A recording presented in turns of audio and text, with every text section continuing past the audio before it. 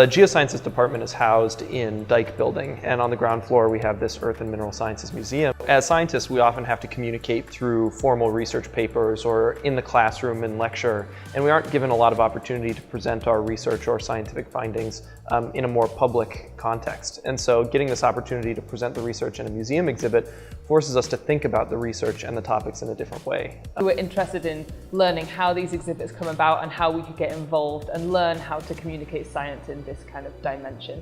When we were deciding on a topic, we obviously couldn't do all of our research. Once we settled on ocean acidification as our subject, we were able to move forward and come up with what specific stories can we tell within the context of ocean acidification that might be interesting and engaging for just a short little museum experience. We took a class with Russ Graham, who's the director of the museum, and a couple of other staff members who also work in the museum, and they kind of taught us a bit about how museum exhibits work, how, the thinking behind how they're made. The first challenge that we had was how do we break that down into one simple message that we can convey to the public? Because the field is so huge that when you actually get down to trying to distill your point, that was really tricky. The tack that we decided to take in the end was linking it to the marine food web and highlighting the role of these planktonic organisms in the marine food web as a whole, which is probably something that most of the public had access to. The challenges came about because we had so much that we wanted to say and we only had a limited amount of space.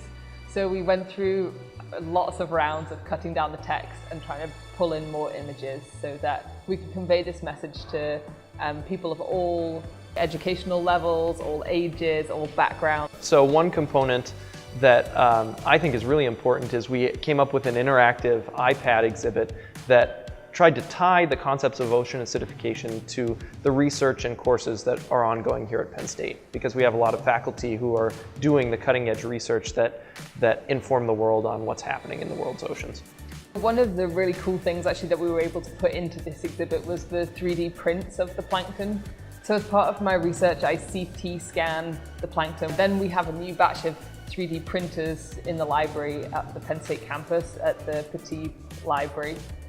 In the Maker Commons, and so we were able to use that resource and print the actual 3D models of the scans of the plankton. Another way to convey size is to let people feel how big these different plankton groups are. So the smallest ones they're about the size of the thickness of one hair.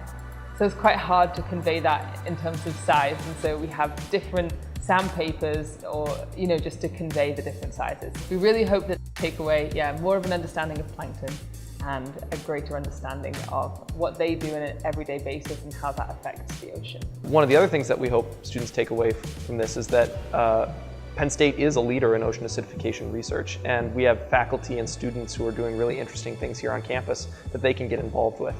This was a great exercise for us, but also a great opportunity to present ocean acidification to a broader audience than just the students we teach in the classroom.